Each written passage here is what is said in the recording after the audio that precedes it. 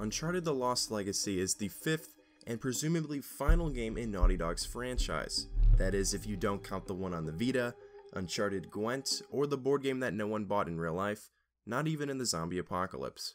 Being a long-standing fan of the franchise, I have been highly anticipating this game's release ever since it was first announced. Starting as a simple, couple-hour DLC such as The Last of Us Is Left Behind, this expansion off of Uncharted 4 turned into something much larger, becoming its own standalone game.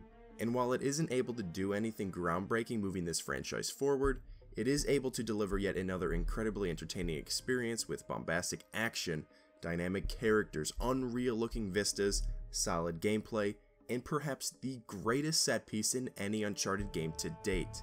In this video, I'm going to dissect every single aspect of this game the best I can, while still attempting to do so in a timely manner. I'm going to split this up into 3 parts: story, presentation, and gameplay. Like it was said at the beginning of the video, this will contain spoilers, but only for the story section, as I'm literally going to walk through the entire game start to finish with you. Aside from that, I'll try my best to not give anything away for those that haven't played the game yet, but if something spoilerish does come up, I will give you a prompt warning beforehand. I do recommend this video for people that have completed the game, but if you are someone that hasn't, you can use the timestamps I've put in the description to skip any parts that contain spoilers to the story. So now that we've gotten all that out of the way, relax, grab some popcorn, and let's get into my over-analytical critique of the Lost Legacy story from start to finish.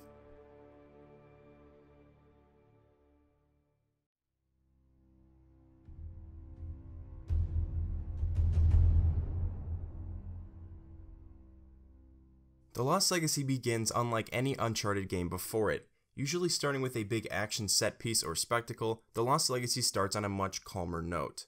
One thing I want to bring up right away is my admiration of how well The Lost Legacy utilizes its time. Despite being much shorter than a standard Uncharted game, it is still able to portray the both storylines it has in a well-paced, understandable way. The 2 storylines I'm referring to here being Chloe's story and the mystery behind what happened to the Tusk of Ganesh. The Lost Legacy takes place in India, beginning with Chloe in a market talking to the cutest little girl in the history of video games. Minu, that's her name, has a chat with her, giving you meaningful background knowledge about the Hoysala Empire, the ongoing war, and Chloe's Ganesh. Like I said, every line in this game has a purpose towards the plot. Minu, since she's a total badass, helps you get past some insurgent guards and into the city to meet up with Nadine, the villain in Uncharted 4 who annoyed you more than Rafe. Admit it. Counter, Nate! Counter! With Shoreline in the dumps, Nadine is merely a mercenary looking for some work. Chloe, of course, enlists her services to find legendary Tusk of Ganesh, the same treasure that consumed the life of Chloe's dad. But we'll get into more of that later. Nadine and Chloe's relationship immediately comes off as a bit unstable, which is something I really liked throughout the game. It made me wonder who the real villain of the Lost Legacy would be, Asav or Nadine. While she's presented as Chloe's partner, they, at the beginning of the game especially, never feel like they're friends. He changes location and routines by the hour. We'd be foolish to take unnecessary risks. Let's get one thing straight. This is my gig. You want your share? We play by my rules. After traversing some buildings and signs Nathan Drake Uncharted 2 style, the two make it up into Asav's little hideout in hopes of stealing some generic artifact that does all the things like in every other Uncharted game, most likely also serving as a loading screen icon. One thing that I really like about The Lost Legacy is how self-aware it is. They did this a little bit in Uncharted 4 when talking about how unbelievably hidden Henry Avery's treasure is, which did a good job of addressing their ridiculousness directly, adding some humor to the game, but The Lost Legacy does this as well, only this time it's more focused on the classic Naughty Dog tropes present in every game. There's a guy above you, there's a guy above you. There's a guy below you, there's a guy below you. Anyway, back in Asav's place, the two, as expected, are found out before their heist is complete. Asav was part of this game that I thought was going to be generic. They have limited time with this game, as I've said before, so I assumed Asav would take some hits from this. And while he's nowhere near as likable as Flynn, or as layered as Rafe, Asav proved to be much more interesting than I thought. What a pleasant surprise. Despite nearly getting killed, the two are able to come out of Asav's hideout with the map pointing to the Tusk, made by his unknown expert, and the previously mentioned OP God Mode loading screen disc that does all the things. After learning how to swing, shooting some mans, and running into some flamingos, the map leads them to India's Western Ghats, where they follow the trail of several towers emblazoned with a trident, bow, and axe. These Hindu weapons belonged to Ganesh, Shiva, and Parashurama. The lead essentially ends there, but Chloe believes that the towers will lead them to the Tusk. To get some background information before we head any further, the legend referred to in the Lost Legacy goes as this. Ganesh, the son of Shiva, gets his tusk cut off by Parashurama. There's more to it, and I will get into more of it as the story goes on, but for now, this is really all you need to know. This section, moving from the different towers, is Uncharted's first attempt at a quote-unquote open world environment. And while it is beautifully crafted, adds flavor, and tries new things, it really isn't necessary to have in my opinion. Now don't get me wrong, I had a lot of fun in this section, and I appreciate its inclusion, especially in this game. All of the side things to do, whether it be finding tokens, fighting bad guys, discovering landmarks, add a few hours to an otherwise short game. Does it throw off the general pacing a bit? Yeah, but it adds more Uncharted, and I like more Uncharted. However, going forward, I don't see it as a necessary inclusion. I enjoyed the Madagascar and At-Sea levels in Uncharted 4, but it wasn't the highlight of the experience. Uncharted games and subsequently Naughty Dog games are at their best in these linear, intricately thought out moments. The train, the plane, the car chase. The Lost Legacy starts out strong, and the moments in this open world part are strong, but once you get past this part, the game gets infinitely better, to the point where it's so good I don't want to put down the controller. So it may be weird, but I want Uncharted or The Last of Us to stay more linear oriented. Because of this day and age, with the whole Ubisoft formula running rampant throughout every game, it's nice to see games focused like Uncharted. Not only are they at their best like this, but this design is rare these days. So while I like this chapter, I find the others to be so much better in so many ways. But enough about me. During this part of the story, there's a lot of good dialogue and character building.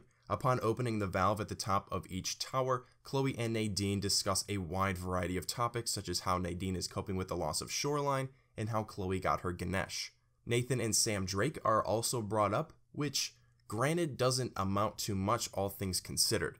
I wish they talked more about Nate, as Chloe and Nadine clearly have differing opinions on him, but oh well. Instead, they focus on more of Chloe's backstory, as her father, obsessed with finding the Tusk, left her and her mother. They moved to Australia, and eventually, Chloe received the little Ganesh from her father, explaining why she's so protective over it. Nadine, on the other hand, wants to get the Tusk to get back Shoreline. It was a family business, and she feels ashamed that all of the bad things that happened in Uncharted 4 to Shoreline happened under her watch. The two finally open the door to a breathtaking Halabadu, the smaller of the two Hoysala capitals. I can't believe I'm actually looking at it. You should take a picture. Send it to your dad.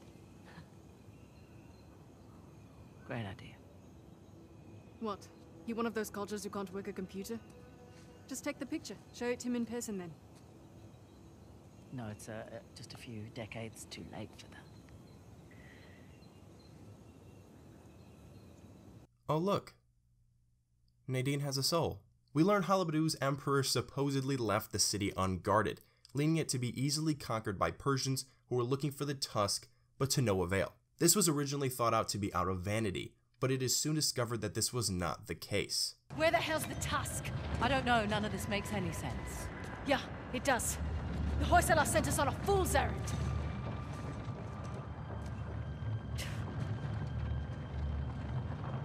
I think you're right. Terrific. No, hear me out. Ganesh is the symbol of, Halabadu. and Shiva was the symbol of, Balor. which was the old. The old capital. Exactly.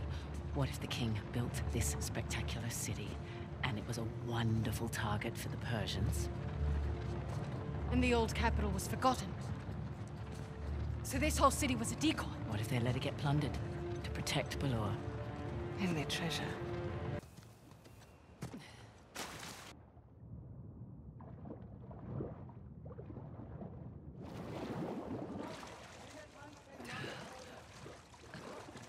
Nothing.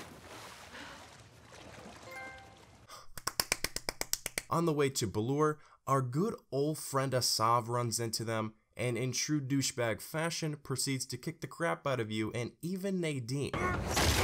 Meaning that Asav beats Nadine, Nadine beats Nate, and yet Nate can manage to beat the stuffing out of 5+ dudes at once, creating some whole entire ass-kicking hierarchy. Either way, I call BS.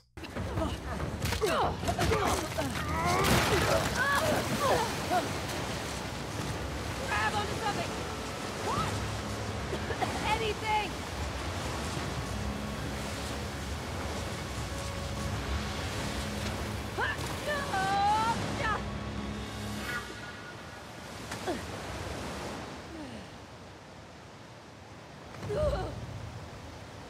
Real smooth, Tim. Real smooth. Despite being injured, the two venture on. But uh-oh, things are not as they seem. No. What do you mean, no? Sam Drake. Yeah, Sam Drake is in this game, wearing some weird Hawaiian shirt. Now, I'm glad that they put Sam in this game, and I love me some Troy Baker. But I've also got some problems with it. It's revealed that Sam is Asav's expert. This is probably a bigger reveal in the game than it is here, because the expert is mentioned several times in the game, where in this video I've only brought it up once. Chloe tells Nadine that she and Sam were partners on this before he was kidnapped by Asav, necessitating her hiring of Nadine. Since Nadine hates Sam's guts, and the fact that Chloe deceived her earlier in the game by saying she didn't know Sam, only Nate, gets her hella mad, causing Nadine to do what Nadine does best, sucker punch people in the face. The problem I have is this. For one thing, his entrance into the game was very melodramatic. The reveal could have been a bit more shocking than Nadine looking through a pair of binoculars and saying, "Oh look, it's Sam Drake." At the end of Uncharted 4, Sam and Sully talk about going on a new adventure together, which was what a lot of people thought The Lost Legacy was originally going to be about. Now, I get it if they couldn't get Richard McGonagle to be in this game. I don't think Sully needed to be in The Lost Legacy, but some clarity, some connection between these two events would have been nice. Sully's name isn't mentioned once in The Lost Legacy, despite him and Sam clearly being pretty strong partners in the epilogue of Uncharted 4. So it's not a big deal, but it is something that bothered me a bit with his inclusion. Either way, you quickly catch up with Nadine and make amends pretty easily. Despite having the God Mode key, Asav decides he'd rather do things Nadine style and just blow up everything to get where he wants, causing some rubble to trap an elephant that Nadine and Chloe come across. After a super touching Last of Us-esque giraffe scene, the two get into Balur, where the Uncharted 2 vibes, if not already present, start coming out of the wizard. The stairs flooding with water, the statue with the moving forearms, refracting beams of light across the room. Need I say more? I'm not complaining. I'm just saying Chloe should be having some mad deja vu right now. Before we head any further, before we get into some of the vibes, there's a pretty crucial scene though.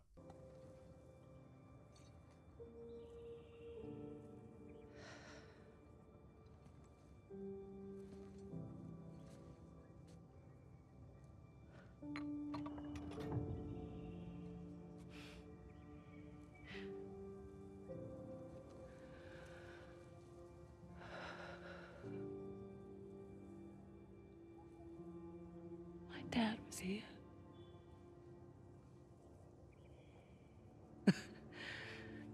Something big, all right. Why didn't that stupid bastard tell me? You said it yourself. He wanted to keep you safe.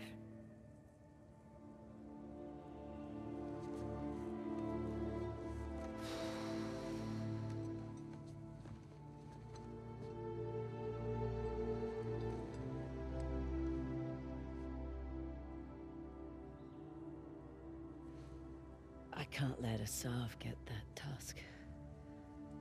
So after all of that, the two find their way blocked by Asav once again. And I gotta say, I'm a big fan of the set pieces in this game. There's two more after this that I believe are even better, but this one, fighting Asav's forces as the environment crumbles around you, was awesome. Unfortunately, you do fail and get captured by Asav, who uses the disc key to open a central chamber. In this chamber, Asav and the others find the tusk, covered in jewels. After of course doing all of the work to release the tusk, it is revealed that Ganesh lets Parashurama cut off his tusk. Shiva, Ganesh's father, gifted the axe to Parashurama. He didn't want to shame his father by proving the axe useless, so instead of defeating Parashurama in an otherwise easy fight, Ganesh yielded and allowed Parashurama to cut off his tusk. And while this is all fine and dandy, Asav doesn't really care about much of this, as the pretty shiny distracts him. He then stupidly doesn't kill Nadine, Chloe, or Sam, and instead chooses to handcuff them to a pole and flood the chamber. This, of course, proves to be a total noob move, as Asav failed to realize that Chloe has been picking his locks throughout the entire game, making quick work of the cuffs leading to their escape. Despite pretty hilarious tensions between Sam and Nadine, the three chase after Asav and the tusk. Hey, just a second. Listen, back there. Thanks for... Professional courtesy. Of course. So, are we good? No. I figured. Along the way, Sam loses his douche glasses. These are nice. You find Skeletor from The Last of Us Left Behind, and Nadine finds out that Asav is working with Shoreline. The group oversees a deal made between Asav and Orca, Nadine's former lieutenant from Uncharted 4, who now runs Shoreline. Asav ends up trading the tusk for something huge that he then loads onto a train.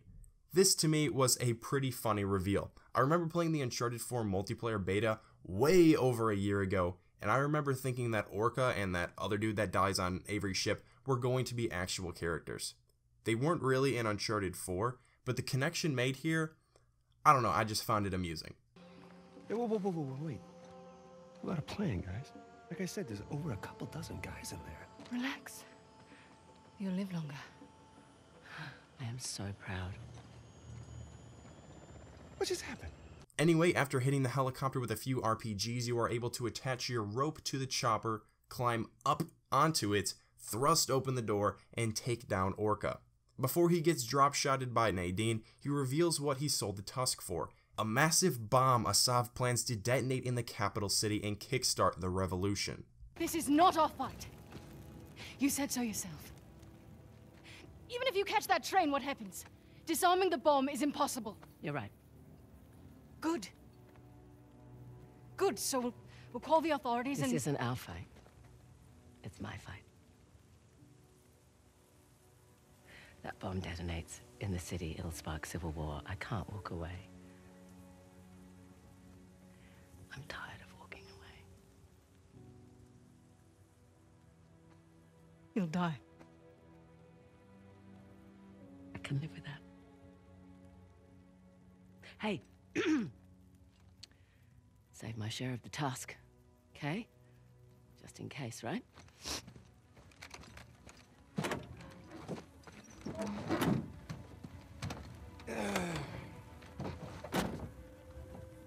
What, you're not gonna leave me back there with her? Out. No. I call shotgun. Fine. I'll sit in the back.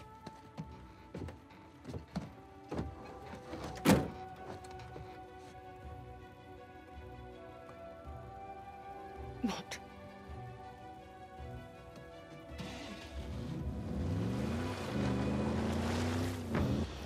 And thus begins what I believe is the greatest set piece in the history of Uncharted. Okay, fight me. This takes the already amazing, infamous, critically acclaimed, fan favorite train battle from Uncharted 2 and puts it on gorgeous PS4 next-gen steroids. Okay, you're stealthing, you're swinging, you're climbing, you're shooting, you're jumping from car to car, back to the train. What's that? Bang! Explosions. You're sliding, you're punching, you're getting trophies, you're dodging, you're doing all the things. Eventually, you get to the bomb, but there's no way of defusing it. This leads you to the front of the train, but every entrance is welded shut. You catch up with Sam, who together are able to change the tracks, turning the train towards a collapsed bridge. Because of this, Chloe heads back for Nadine in the most badass way possible. As you can expect, Asav is there, and he's not too happy. This gets into why I said Assab exceeded my expectations. He comes off as such a soft-spoken, menacing guy, but when it comes down to it, that's all for show. He is ruthless, aggressive, and tenacious, and shows his true self in this fight. After some fisticuffs, you finally kick the crap out of him and cause the bomb to fall on his leg, trapping him there. We have done here. You think you've won? War will rise up. Like the young king, you have achieved nothing. It's like you said. Progress demands sacrifice. Fraser, we need to go. Smug little shit. Run! Come on! And if the Uncharted 2 train vibes were not already at the max, the game ends just as Uncharted 2 ends and begins as you run away from the train as it falls into the abyss and jump off just in time.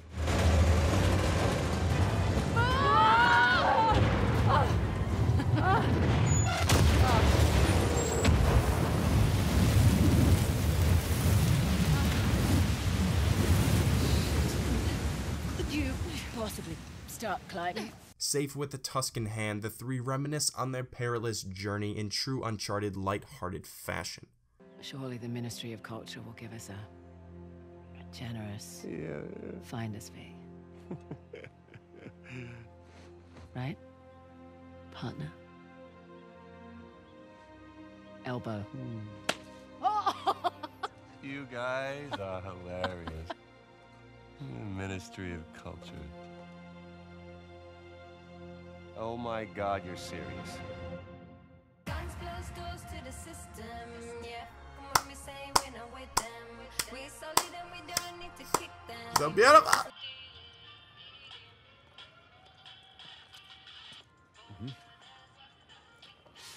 I got it. Private collector. Huh?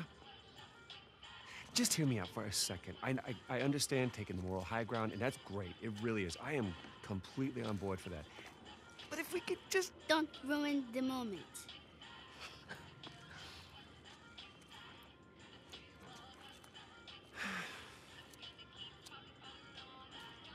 These are nice. The more I think about it, the more I like The Lost Legacy. Uncharted 4 was great to have. It was the proper send-off Nathan Drake both needed and deserved. However, one thing that I think was missing from that game, and even Uncharted 3 to an extent, was a lot of the fun factor that made Uncharted 2 such a memorable experience. Now don't take this the wrong way. Uncharted 4 is right up there with Uncharted 2 for my favorite in the series. It might even be my favorite. The characters were given so many layers in that game. The parallels between their struggles and those of Henry Avery and the pirates were so engaging to uncover. The contrasting motivations of everyone had a great dynamic to it. And like I said, the ending was perfect. It literally could have not been done better, and I mean that. But the inverse effect that comes with a more layered, serious story is a loss to some of the fun. Throughout that game and a bit of Uncharted 3, like I said, the internal conflicts that Nate has to deal with involve hurting those he cares about. Is the treasure really worth it? Was he truly made for this life like his brother tells him, or are there things that matter more to him now? And like I said, this was great for the moment. And I'm not saying that Uncharted 4 wasn't fun to play, or it wasn't a lighthearted adventure at its core, but The Lost Legacy came off as refreshing to me. There were no worries about this being one last time. I didn't care about the wear and tear this life has on a person, or who they could hurt in the process. It was a great adventure from start to finish, once again littered with incredible characters. And while I may not like anyone in this game as much as I like Nate, the big thing that I take away from The Lost Legacy is that Uncharted can still exist without Nathan Drake. So in 5 or 10 years, if Naughty Dog or some other developer wants to pick up this franchise, they can, and a great game can still come of it. Whether it involves Chloe and Nadine, Sam and Sully, Cassie Drake, Charlie Cutter, some combinations of those, or someone else, I'll know that it has potential to be another great adventure in this franchise.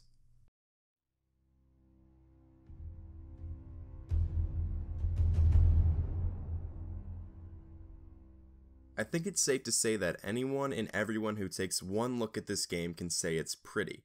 We knew this with Uncharted 4, so there's not that much to talk about, but there are some things regarding this game's presentation that I want to bring up. Uncharted 4, like I said, was a beautiful game, but somehow The Lost Legacy is able to look even better in my opinion, and I think a lot of that derives from the setting. Like I said earlier in the video, this game shares a lot from Uncharted 2, and even today, one of the aspects that make that game so appealing is the design of everything.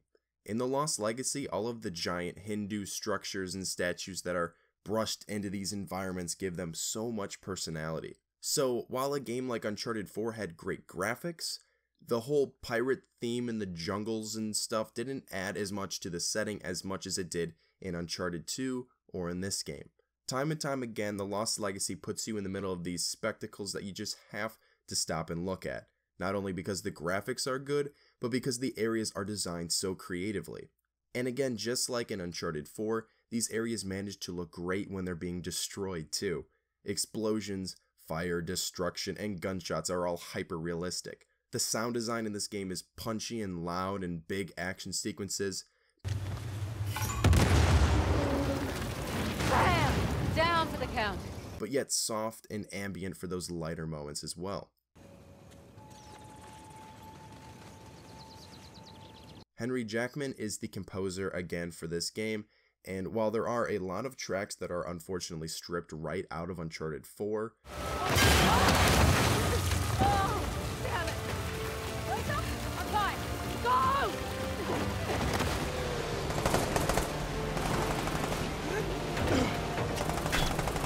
Enough of this!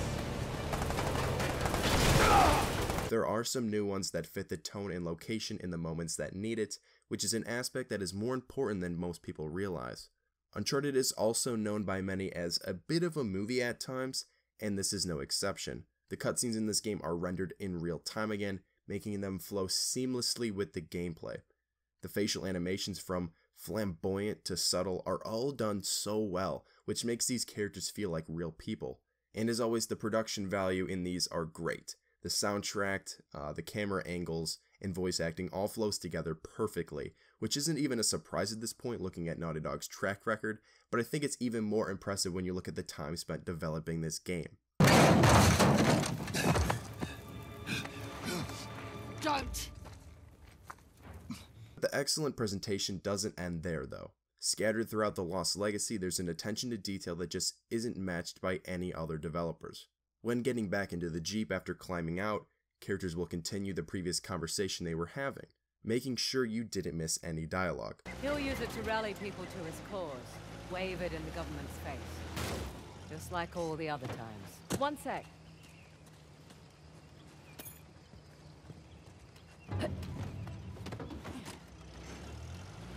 Alright. And we were talking about... Oh, right. Just like all the other times. This has happened before? Strands of Chloe's hair get stuck to her face and neck as she sweats. Civilians flee the streets into their homes when the rebels come intruding. You know, did they have to put a monkey here?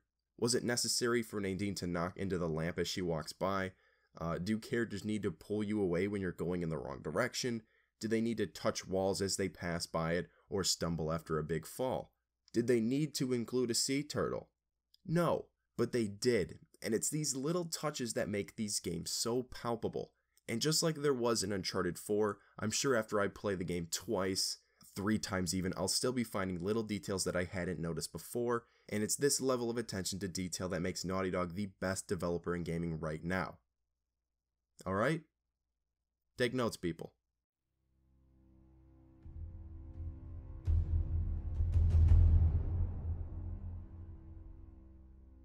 The Lost Legacy's gameplay is one aspect that has turned some people off, and for no good reason. When you get down to it, the gameplay's exactly as Uncharted 4, consisting of climbing, shooting, stealthing, tapping, climbing, falling, swinging, jotting, climbing, solving, sliding, diving, driving, and climbing. And while all of these mechanics are polished well with good animation and creativity, some, not many, but some have taken this as a negative because the game fails to make any serious innovations.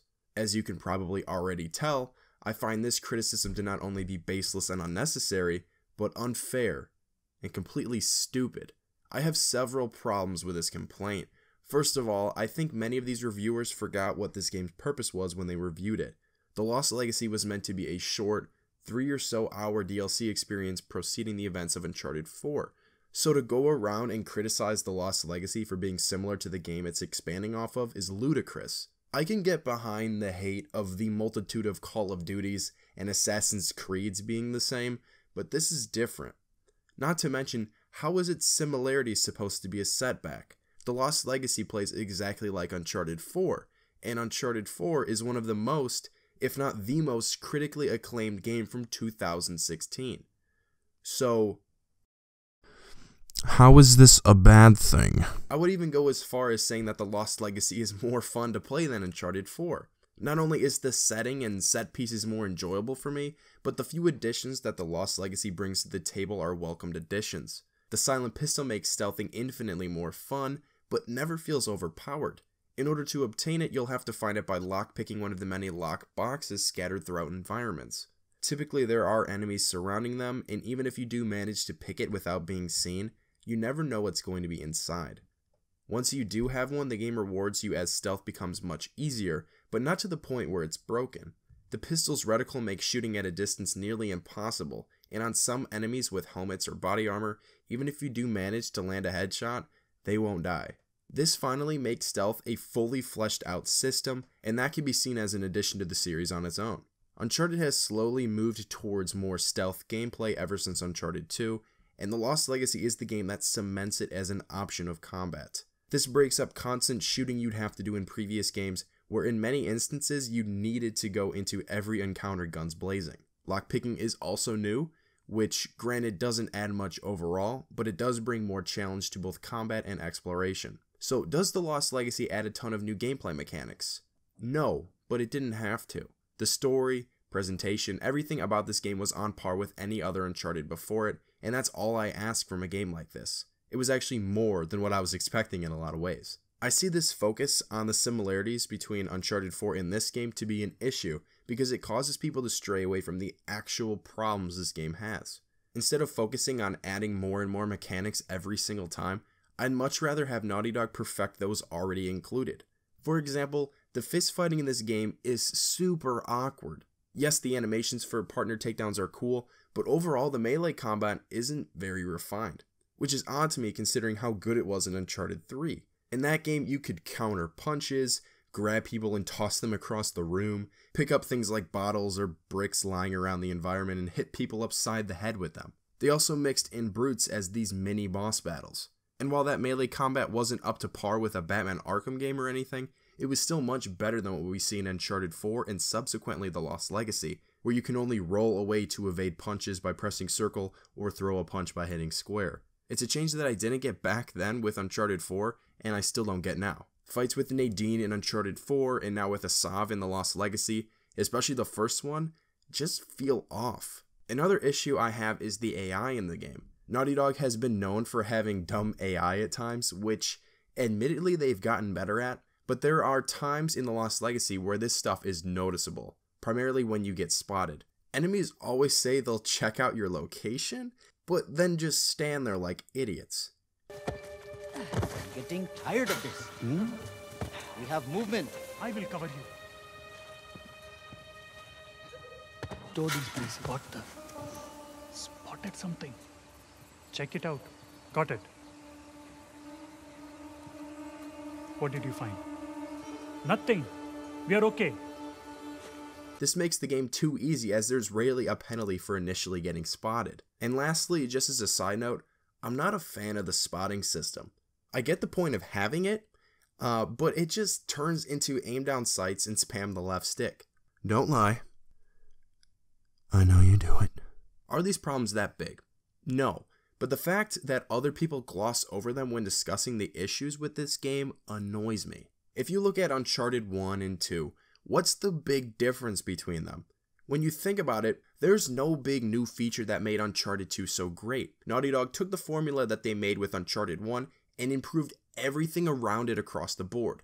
More action set pieces, better climbing and shooting mechanics, better writing, more interesting characters, more varied environments. And going forward for the Uncharted franchise, I'd rather them focus on that improving and refining their current game to perfection rather than trying to come up with a new gimmicky feature every time. And subsequently, people shouldn't criticize them for wanting to keep the formula, because it's a winning formula. The new additions to the Lost Legacy are good for the most part and add to the experience. I just hope they don't feel like they have to add something to their games every single time going forward.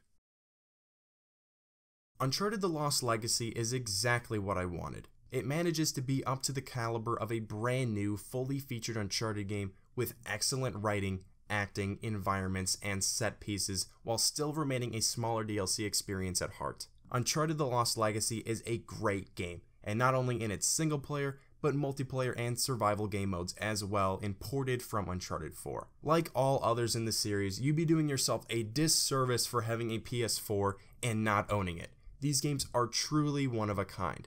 Most importantly for me though, this game proves that you can still have Uncharted without Nathan Drake. So whenever, if ever, Naughty Dog or some other developer decides to pick up this property down the line, I'll know that they have a great group of characters to choose from that can carry the Uncharted franchise forward without Nate being directly involved. The more I think about the Lost Legacy as I'm writing this, the more I play going for the Platinum Trophy, the more I like it. It takes everything I love about Uncharted, both from the newer and older games, and mixes them together for another thrilling adventure that I'll remember long after the credits roll. So those are my thoughts on Uncharted: The Lost Legacy. If you made it to this point in the video, thank you for listening to my ramblings. I know this isn't my usual type of video, as most of my content is centered around Destiny, but I do play other games, believe it or not, and Uncharted is right up there with my favorites, so I felt I needed to get this one out there. If you'd like to see more videos in a similar style with certain upcoming games, make sure to let me know in the comments. Leave a like if you enjoyed, subscribe if you're new. Thank you so much for watching, and as always, I'll see you in the next one.